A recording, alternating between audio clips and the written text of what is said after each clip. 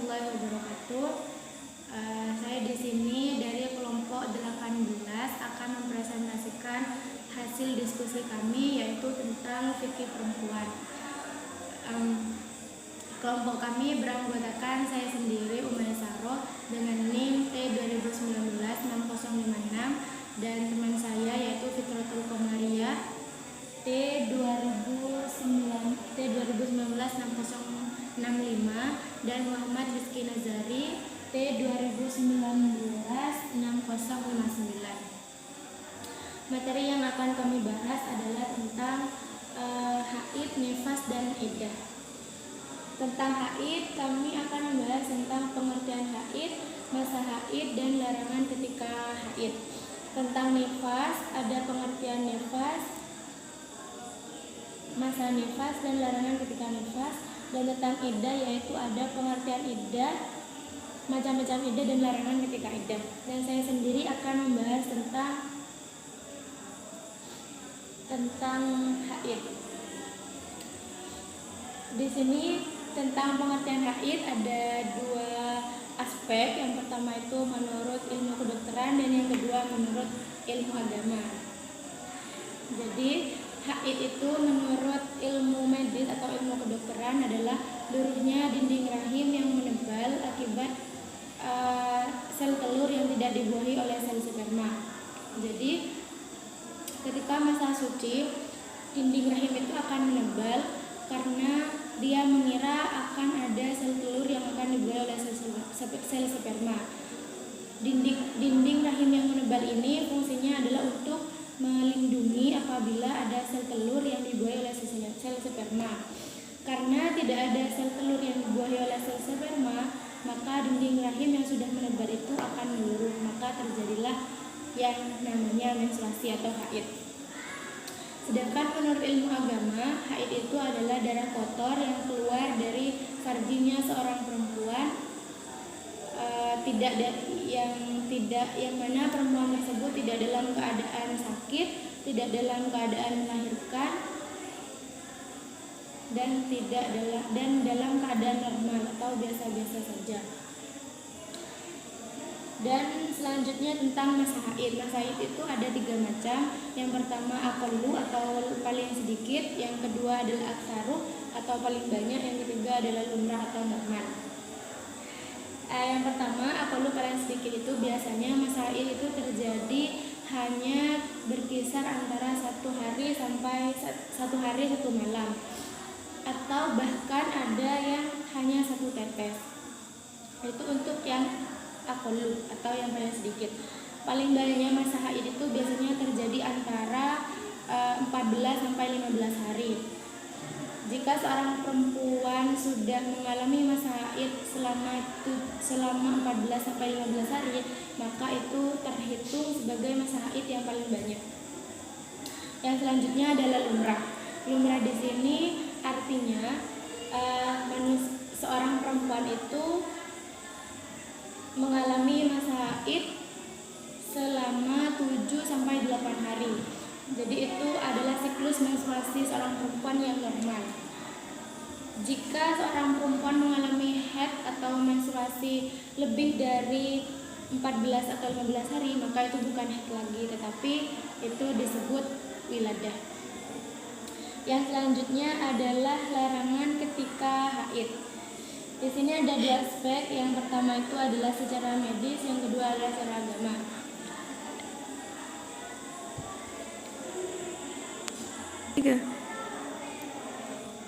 Untuk yang masa haid ada kesalahan jika seorang perempuan mengalami masa haid selama lebih dari 14 sampai 15 hari, itu bukan haid lagi, tetapi darah istihadah, bukan wiladah, darah istihadah. Yang selanjutnya tentang larangan ketika haid. Itu ada secara medis dan kedua secara agama.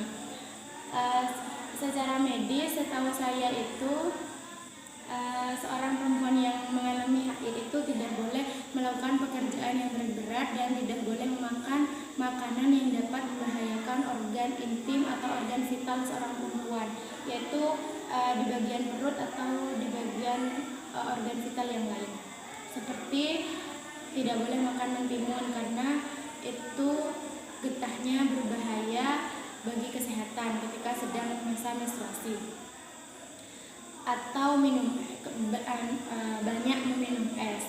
Ya, secara agama ada beberapa hal yang dilarang ketika seorang perempuan sedang haid. Yang pertama yaitu membaca Al-Quran.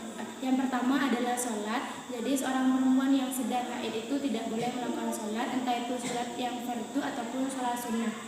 Yang kedua adalah membaca Al-Quran.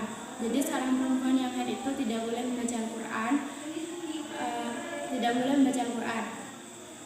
Ada ulama yang memperbolehkan apabila membaca Al-Quran itu diniatkan untuk berzikir kepada Allah. Yang ketiga adalah membawa Al-Quran. Membawa Al-Quran adalah hal yang diharamkan atau tidak diperbolehkan ketika seorang perempuan dalam masa haid. Yang keempat adalah menyentuh Al-Quran. Jadi seorang perempuan yang haid itu tidak diperbolehkan untuk menyentuh Al-Quran, baik disengaja maupun tidak disengaja. Yang kelima adalah berdiam diri di dalam masjid. Apabila seorang perempuan yang haid ini khawatir darahnya akan menetes di sekitaran masjid apabila dia berdiam diri di dalam masjid. Apabila perempuan ini tidak khawatir darahnya akan menetes, maka hal itu diperbolehkan. Yang keenam adalah talak. Jadi seorang perempuan dalam keadaan haid itu tidak boleh ditalak atau tidak boleh dicerai oleh suaminya. Apabila suaminya ini ingin mencerai seorang istri, maka si suami harus menunggu sampai masa suci si istri. Yang ketujuh adalah berpuasa. Perempuan yang haid itu tidak boleh berpuasa, baik itu puasa wajib ataupun puasa sunnah. Jadi harus menunggu masa sucinya dulu untuk berpuasa. Yang kedelapan itu tawaf. Seorang perempuan yang haid itu tidak boleh atau tidak diperbolehkan untuk melaksanakan tawaf apabila seorang perempuan tersebut sedang melakukan ibadah haji. Yang kesembilan adalah bersenang-senang di antara puasa dan waktu. Dalam artian lain,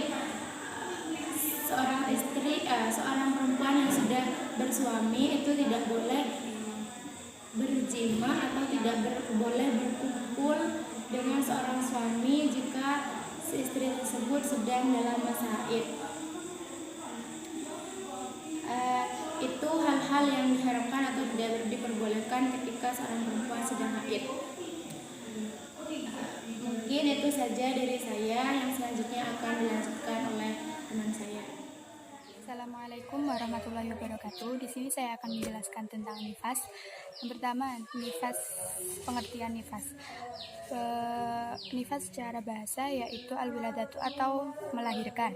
Secara syara atau istilah yaitu darah yang keluar dari farji perempuan setelah melahirkan, atau bisa disebut juga setelah kosongnya rahim dari kehamilan. Yang kedua, masa-masa nifas ya ada 3, yaitu akolu, aksaru, dan lumrah.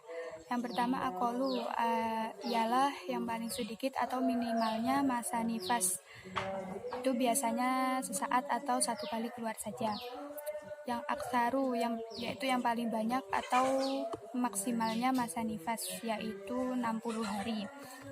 Lumrahnya atau umumnya masa nifas yang biasanya dialami yaitu 40 hari. Dan yang ketiga, saya akan menjelaskan tentang larangan atau perkara yang haram dilakukan saat nifas menurut ilmu agama.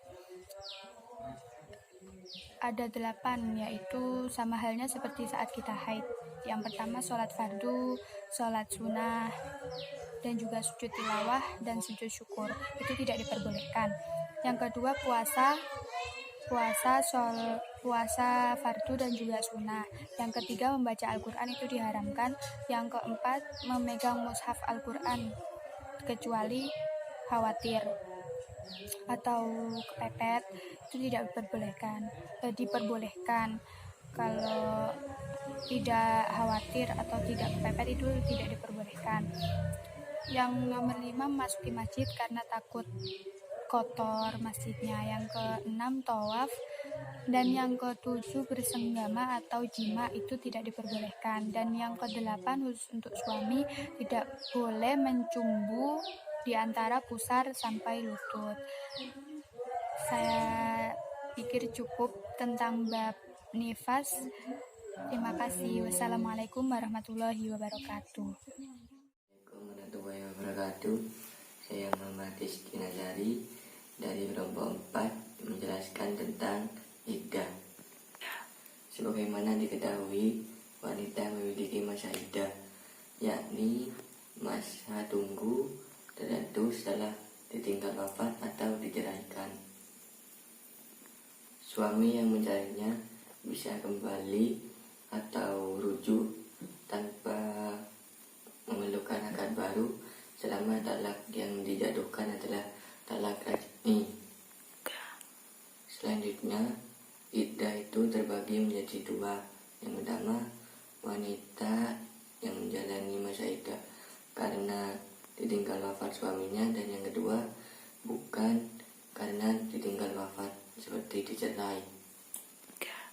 Masing-masing dari keduanya terbagi dari dua keadaan. Yang pertama, keadaan hamil atau tidak dalam keadaan hamil. Kondisi tidak hamil ada dua, haid atau tidak haid. Pertama, wanita yang ditinggal wafat suami dalam keadaan hamil. Nah, waktu iddahnya itu sampai melahirkan.